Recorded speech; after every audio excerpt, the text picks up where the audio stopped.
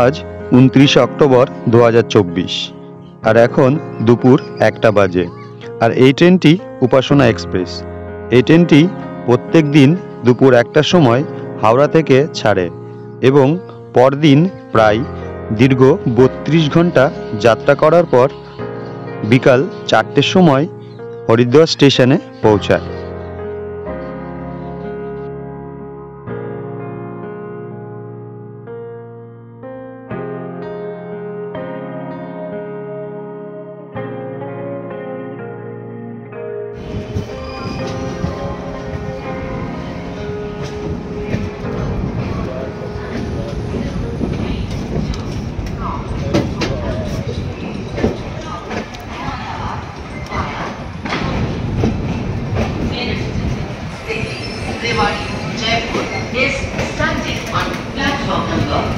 নমস্কার বন্ধুরা, বছরের ন্যায় এবারও আমরা চলে এসেছি। এবার এসেছি পঞ্চকেদারের যাত্রায়। আর বর্তমানে দাঁড়িয়ে আছি হরিদ্বার স্টেশনে। তো এখান থেকে আমাদের ওই ওভারব্রিজটা পার করে ওপারে যেতে হবে।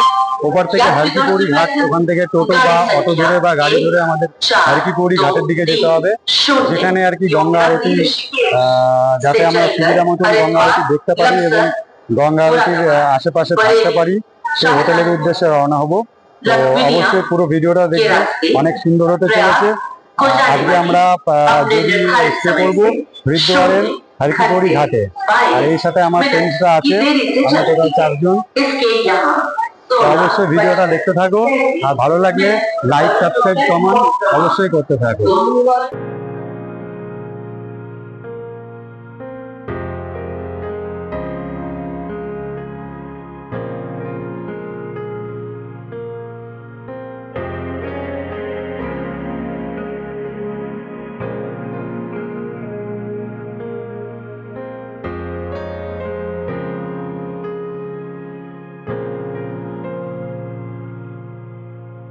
দেখো বন্ধুরা, বর্তমানে আমরা হরিদ্বার স্টেশনের বাইরে যাব, আর এখান থেকে আমরা হারকিপৌড়ি ঘাটের দিকে যাব।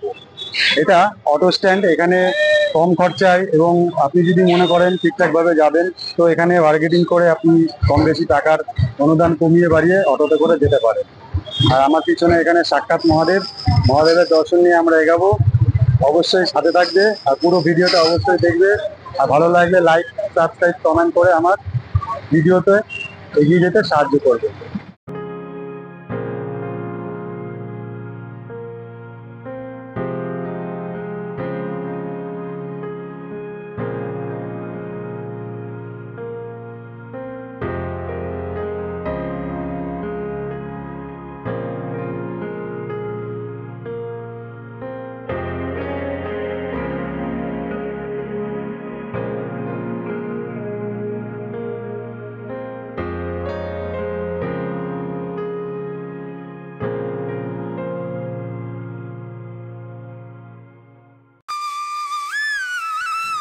ভারতের উত্তরাখণ্ডের হরিদ্বার শহরটি অত্যন্ত ব্যস্ততম শহর। উত্তরাখণ্ডের শিবালিক পর্বতমালার পাদদেশে আর গঙ্গা নদীর ডান তীরে অবস্থিত হরিদ্বার শহর। এই শহরকে বেশ কয়েকটি বিশিষ্ট উপাসনালয়ের প্রবেশদ্বারও বলা হয়। পৌরাণিক মান্যতা অনুসারে এটা বিশ্বাস করা হয় যে রাজা বিক্রমাদিত্য খ্রিস্টপূর্ব 1ম শতাব্দীতে তার ভাই ভাতৃহরির স্মরণে এটি নির্মাণ করেছিলেন, আর নামকরণ করা হয়েছিল হরকিপৌড়ি ঘাট। এই ঘাটের সন্ধ্যা আরতি এবং সবচেয়ে পবিত্র রূপে বিবেচিত হয় ব্রহ্মকুণ্ড নামক ঘাটটি। পৌরাণিক মান্যতা অনুসারে এটা বিশ্বাস করা হয় যে সমুদ্র মন্থনের সময় শ্রীহরি বিষ্ণুর বাহন গরুর যখন কলসিতে করে অমৃত নিয়ে যাচ্ছিলেন, তখন ওই অমৃতের এক ফোঁটা ঠিক এই ব্রহ্মকুণ্ড নামক ঘাটেই পড়েছিল। তখন থেকেই এই ঘাটের নাম হরকিপৌড়ি রাখা হয়। হরকিপৌড়ি কথার প্রকৃত অর্থ হল প্রভুর পদচিহ্ন। বহু প্রাচীন সময়কাল থেকেই ভারতের উত্তরাখণ্ডের হরিদ্বার শহরে ঋষিরা যোগ সাধনা করে এসেছেন। এখানে কপিল মুনি বাবার আশ্রম ছিল। যার কারণে বিভিন্ন শাস্ত্রে কপিল মুনি বাবার নাম অনুসারে হরিদ্বার শহরকে কপিলাস্থানও বলা হয়। তাছাড়া গঙ্গাদ্বার এবং মায়াপুরী নামেও বিভিন্ন স্থানে হরিদ্বার শহরকে উল্লেখ করা হয়েছে।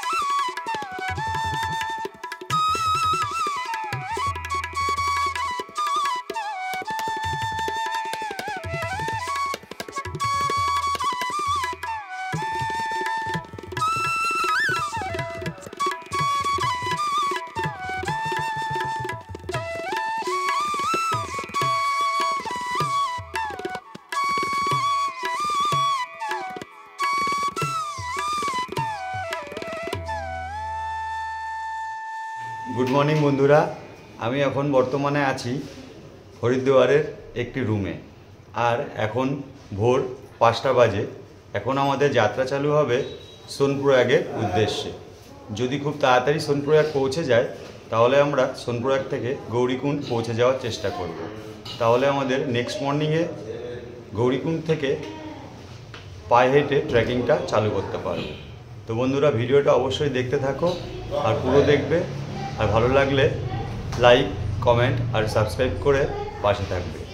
তো চলো, আমরা এখন ভোর 5টা বাজে হরিদ্বারের বাস স্ট্যান্ডের দিকে রওনা দেবো। সেখান থেকে আমাদের শেয়ারিং ট্যাক্সি করে আমরা চলে যাব সোনপ্রয়াগের দিকে। জয় শিব শঙ্কর, হর হর মহাদেব। জয় শ্রীকেদার। ত্রিশূলটা অনেক বড়, অনেক। এখন প্রায় সকাল 6:30 বাজে আর আমরা হরিদ্বার শহর থেকে সোনপ্রয়াগের উদ্দেশ্যে বেরিয়ে পড়েছি।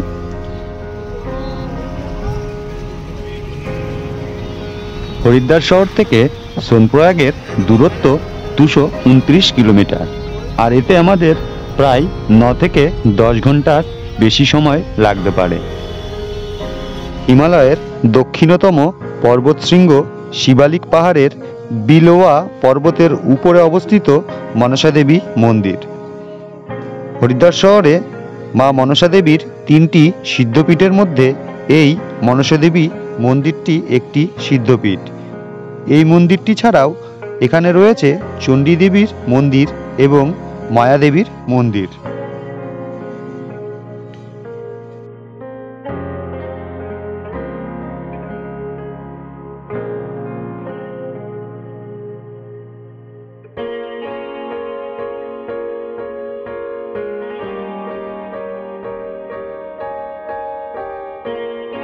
আমরা এখন হরিদ্বার শহর থেকে ছেড়ে ঋষিকেশ শহরের দিকে এগোচ্ছি। বেশ কিছুক্ষণ চলার পর আমরা ঋষিকেশ শহরে পৌঁছাবো। ভারতের হিমালয়ের পাদদেশে অবস্থিত এই শহরটি হরিদ্বার শহর থেকে প্রায় 25 কিলোমিটার দূরে অবস্থিত এবং ঋষিকেশ শহরটি তীর্থস্থান ও পবিত্র যাত্রার জন্য বিশেষভাবে পরিচিত। তাছাড়া এই ঋষিকেশ শহরে উচ্চতর জ্ঞানের সন্ধানে ধ্যান করার জন্য বহু প্রাচীন সময় থেকেই হিন্দু ঋষি ও সাধুরা এসে চলেছেন।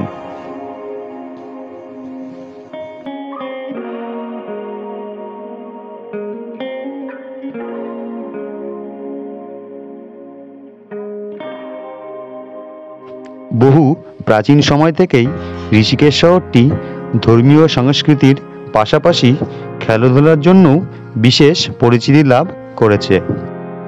ঋষিকেশ শহর থেকে বেশ কয়েক কিলোমিটার দূরে অবস্থিত বাঙ্গি জাম্পিং পয়েন্ট। এই বাঙ্গি জাম্পিং পয়েন্টের উচ্চতা 83 মিটার বা 272 ফুট। বাঙ্গি জাম্পিংয়ের জন্য কিছু নিয়মাবলী উল্লেখিত রয়েছে, যার মধ্যে 12 থেকে 45 বছর বয়সী মানুষ একমাত্র এই বাঙ্গি জাম্পিং করতে পারবে। ওজন 40 কেজি থেকে 110 কেজির মধ্যে হতে হবে। আর সকাল 9টার সময় এই বাঙ্গি জাম্পিংটি ওপেন করা হয়। ঋষিকেশ শহরের বাঙ্গি জাম্পিংয়ের মধ্যে রয়েছে সুইংয়ের প্ল্যাটফর্ম আর রয়েছে ফ্লাইং ফক্স। তাছাড়াও ঋষিকেশের নদীতে রিভার রাফটিং করার সুব্যবস্থা রয়েছে।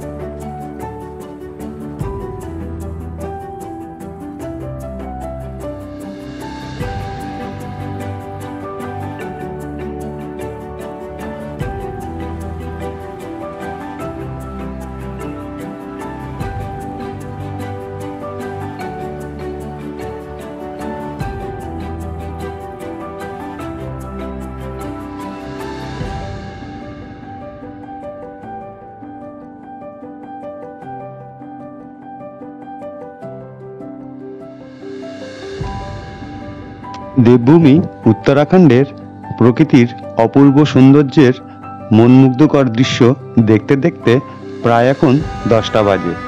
আর আমরা ভোর 4:30টার সময় বেরিয়ে হরিদ্বার শহর থেকে এখন প্রায় দেবপ্রয়াগ সঙ্গমের দিকে পৌঁছাবো। আর আমাদের সাথে সকালের ব্রেকফাস্টই করা হয়েছিল না, যার কারণেই আমরা সামনে কোথাও দাঁড়িয়ে আমাদের সকালের ব্রেকফাস্টটি সেরে নেব।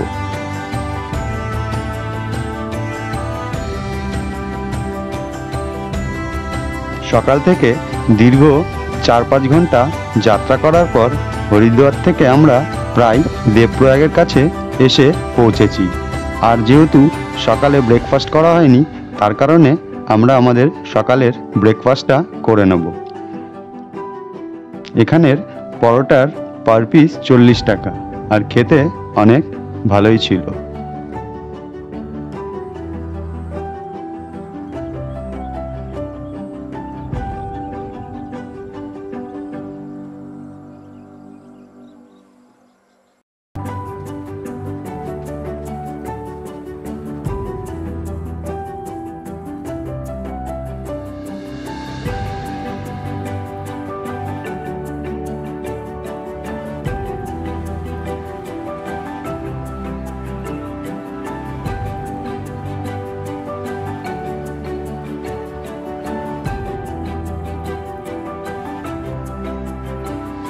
সকাল 6:30টার সময় বেরিয়ে 2-3 ঘন্টা যাত্রা করার পর আমরা এখন দেবপ্রয়াগের কাছে উপস্থিত হতে চলেছি। ভারতের উত্তরাখণ্ডের 5টি প্রয়াগ রয়েছে: বিষ্ণুপ্রয়াগ, নন্দপ্রয়াগ, কর্ণপ্রয়াগ, রুদ্রপ্রয়াগ আর দেবপ্রয়াগ। এই 5টি প্রয়াগের মধ্যে প্রথম প্রয়াগটি দেবপ্রয়াগ। সমুদ্রপৃষ্ঠ থেকে 830 মিটার বা 2723 ফুট উচ্চতায় এই দেবপ্রয়াগ শহরটি অবস্থিত। দেবপ্রয়াগ শহরটি ভারতের উত্তরাখণ্ড রাজ্যের তেহরি গড়ওয়াল জেলার একটি শহর। অলকানন্দা নদীর পঞ্চপ্রয়াগের একটি দেবপ্রয়াগ সঙ্গম। সনাতন ধর্ম অনুসারে দেবপ্রয়াগ হল দুটি দৃশ্যমান স্বর্গীয় নদী অলকানন্দা ও ভাগীরথীকে মিলিত করে পবিত্র গঙ্গা নদীকে গঠন করে।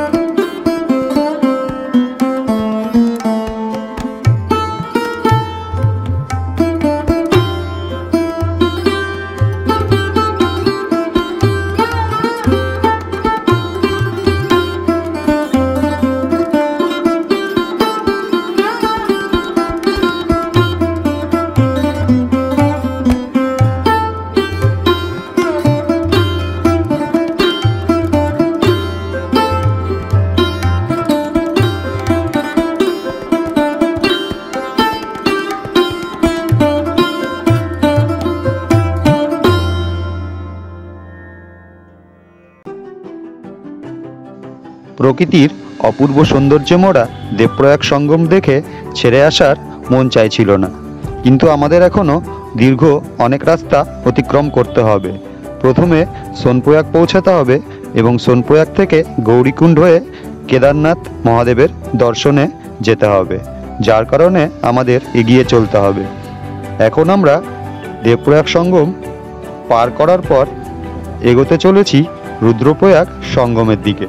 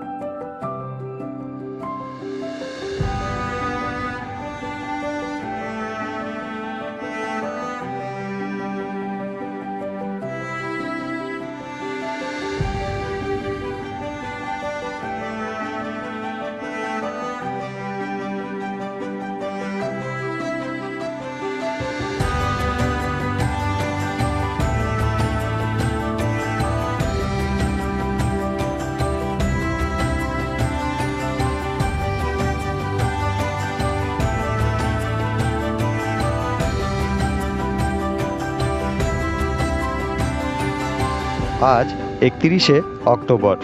আমরা সকাল 6:30 নাগাদ হরিদ্বার শহর থেকে বেরিয়ে দীর্ঘ 160 কিলোমিটার রাস্তা অতিক্রম করার পর কিছুক্ষণের মধ্যেই রুদ্রপ্রয়াগ শহরে পৌঁছাতে চলেছি। রুদ্রপ্রয়াগ শহরটি সমুদ্রপৃষ্ঠ থেকে 690 মিটার বা 2270 ফুট উচ্চতায় অবস্থিত। রুদ্রপ্রয়াগ শহরটিতে অলকানন্দা নদীর পঞ্চপ্রয়াগের একটি সঙ্গম হয়েছে। এখানে অলকনন্দা নদী আর মন্দাকিনী নদীর সঙ্গম হয়েছে।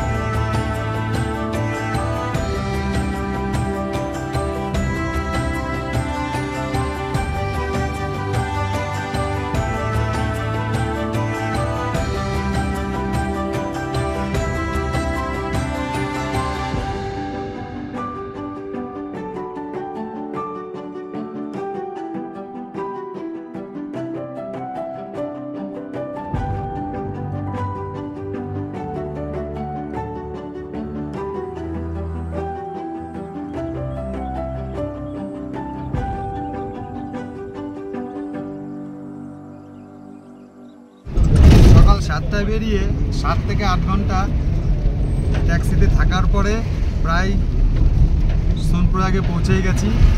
আর 5 থেকে 10 মিনিটের মধ্যে সোনপ্রয়াগে নেমে যাব। তারপর দেখাচ্ছি সোনপ্রয়াগের ভিউটা। আর সোনপ্রয়াগ থেকে আমরা চেষ্টা করব পুরো গৌরীকুণ্ড অবধি চলে যাওয়ার, কারণ যতটা এগিয়ে থাকবো, কারণ 3 নভেম্বর কেদারনাথের দরজাটা বন্ধ হয়ে যাবে। এত দূর এসে যাতে কোনো কিছুতে অসুবিধা না হয় তার জন্য আমরা চেষ্টা করব যতটা পারি এগিয়ে থাকার। তো ভিডিওটা পুরো দেখতে থাকো। হর হর মহাদেব।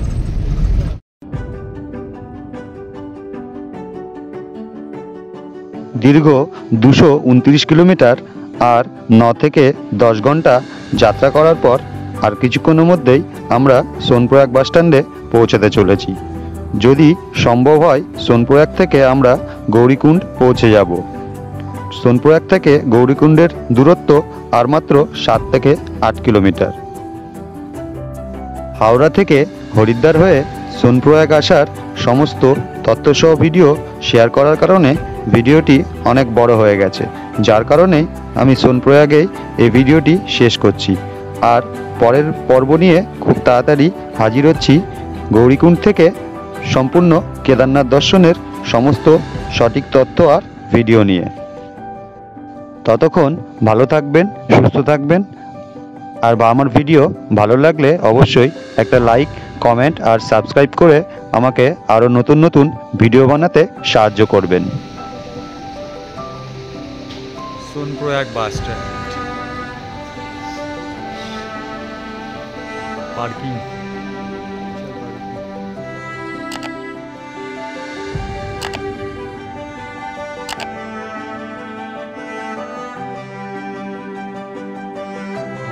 বন্ধুরা, আমি এই মুহূর্তে আছি গৌরীকুণ্ডে, কেদারনাথের উদ্দেশ্যে রওনা দেবো।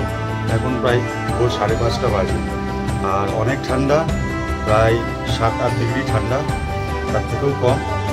আর আমরা ব্যাগ প্যাক করা সব রেডি হয়ে গেছে, স্নানও করে নিয়েছি। যতই ঠান্ডা হোক কোনো অসুবিধা নেই, স্নান করেছি, ফ্রেশ হয়ে নিয়েছি, কারণ গিয়ে একদম ডাইরেক্টলি পুজো দিতে হবে। তো সকালে এখনও আলো যদিও বেশি একটা ফোটেনি, তাও গৌরীকুণ্ডের কিছু ভিউ আমি তোমাদেরকে দেখাচ্ছি। ভিডিওটা পুরো দেখো। আর আজ ট্রেকিংটা শুরু হবে, সকাল এখন থেকেই ট্রেকিং শুরু করব। তো ভিডিওটা পুরো দেখতে থাকো। হর হর মহাদেব, জয় শ্রী কেদার বাবা।